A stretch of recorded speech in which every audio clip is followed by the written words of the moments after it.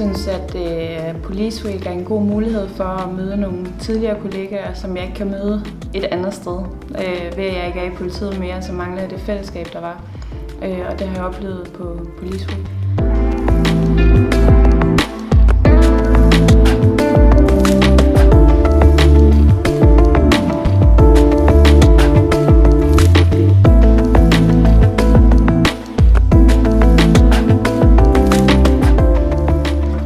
Det er det der sammenhold, man har.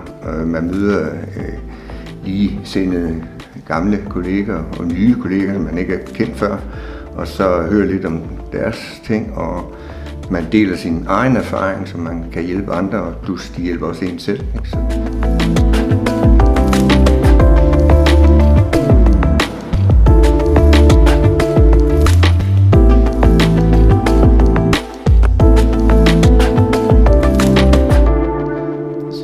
Det største, jeg kan tage med hjem fra Police Week, det er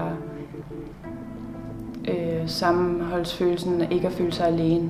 At jeg ved, at der er andre, der har det ligesom mig. At vi er faktisk efterhånden en ret stor flok,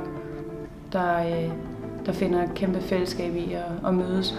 Og det går jo også ud over Police Week. Nogle mødes jeg jo også med efter Police Week, og det er jo det, Den Blå Line har været med til at skabe et netværk, som går ud over de aktiviteter, som jeg er med til.